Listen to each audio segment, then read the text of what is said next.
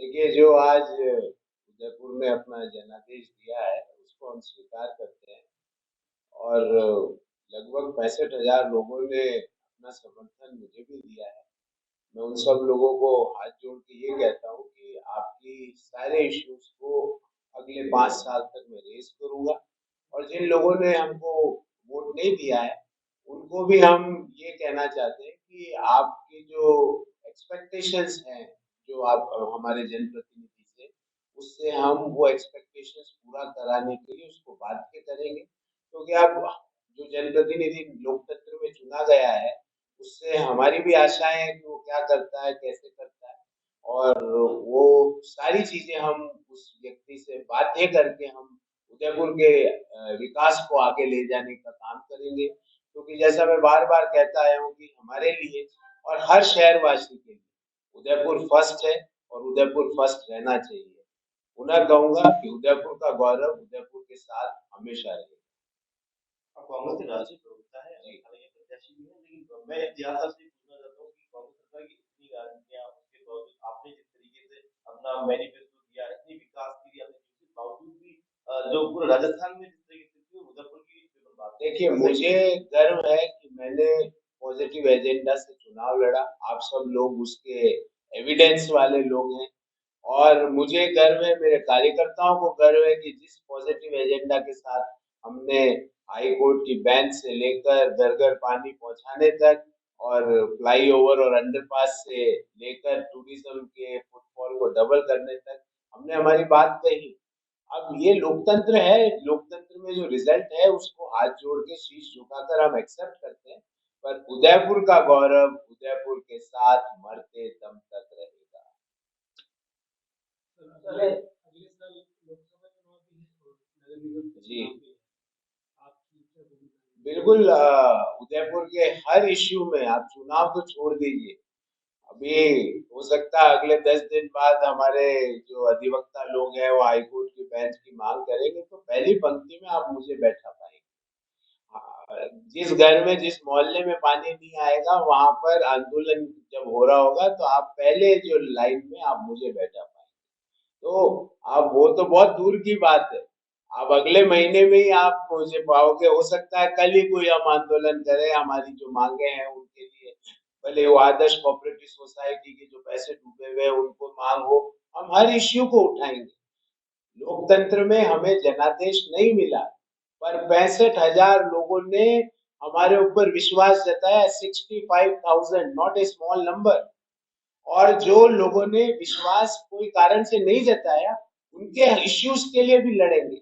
हर वक्त लड़ेंगे। आपको प्रोफेसर गौरव वल्लभ हर चौक चौराहे पर हर वक्त मरते दम तक मिलेगा।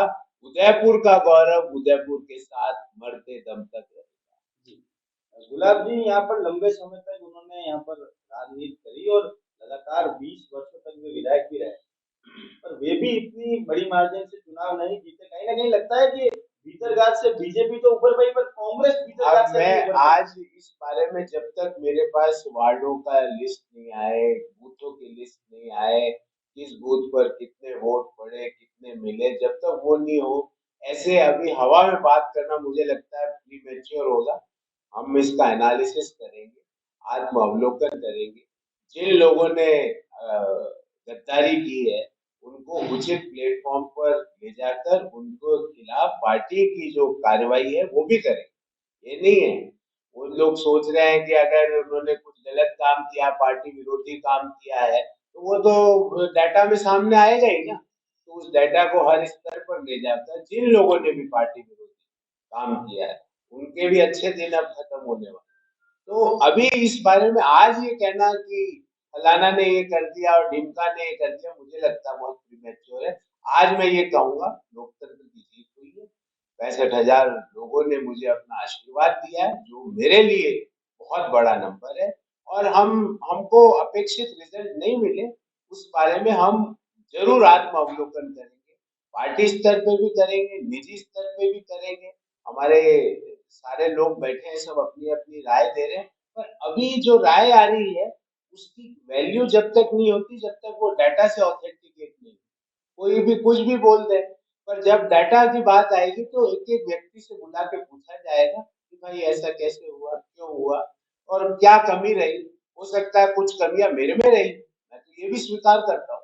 ऐसा थोड़ी कि सब कमियां मैं मर्यादा पुरुषोत्तम भगवान श्री राम का रूप हूँ, नहीं साहब, मैं एक साधारण इंसान हूँ, मेरे में भी कमियां रही होगी, उसको भी सुधारेंगे। और उदयपुर को आगे ले जाना का एजेंडा जो हमने बिल्कुल छेड़ा हुआ है, उसमें कोई भी खलल नहीं आने देंगे। जी, छोटे तौर पे जो आपको क्या लग रहा है कि सेकंड पे आप रहे हैं भाजपा आप चाहते हैं कि मोटे तौर पे क्या कारण दे सकते अभी बात कहना गलत हो जाएगा, बहुत जल्दबाजी हो जाएगी। अपेक्षित रिजल्ट नहीं है, मैं स्वीकार करता हूँ। हमें पूरी उम्मीद थी कि हम ये चुनाव जीतेंगे। भारतीय जनता पार्टी के प्रत्याशी पर उदयपुर के लोगों ने ज्यादा भरोसा जताया, वो एक ट्रुथ है। पर क्या कारण है, क्या नहीं है, कि क्या हमारे में कमी रही। और मैं ये मानता हूँ लोकतंत्र में जब तक कमी नहीं होती, मतदाता बहुत विवेकशील व्यक्ति होता है, वो अपने मत का प्रयोग हमेशा सही तरीके से करता है। हमारे नेताओं ने क्या किया, उनमें क्या कमी रही, मेरे में क्या कमी रही, हमारे कार्यकर्ताओं में क्या कमी रही, वो सब बैठ के हम डिस्कस करेंगे। पर अगर कमी एक अलग चीज होती, पर अगर किन्हीं लोगों ने जानबूझ के पार्टी विरोधी काम किए और उनके अगर डाटा से और उनके प्रूफ आए, तो उनके खिलाफ अनुशासनात्मक कार्रवाई पार्टी स्तर पर जरूर। मतलब आपको लगे डाउट है कि नहीं जो कहना अंदर से गलत है, डाउट नहीं। मैंने मैंने कि कहा अगर ऐसा हुआ तो, बाकी ऐसा कुछ नहीं है। बाकी देखेंगे, डाटा आएगा, बिना नहीं आया तो कमी। एक तो होती मिस्टेक, एक होता है फ्रॉड।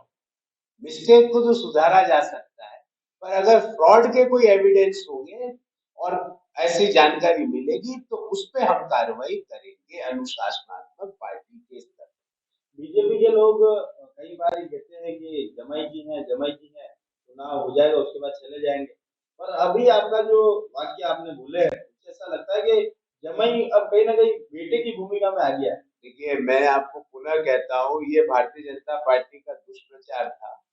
मैं वापस आपको दोहराता हूँ, उदयपुर का गौरव उदयपुर के साथ मरते दम तक रहेगा।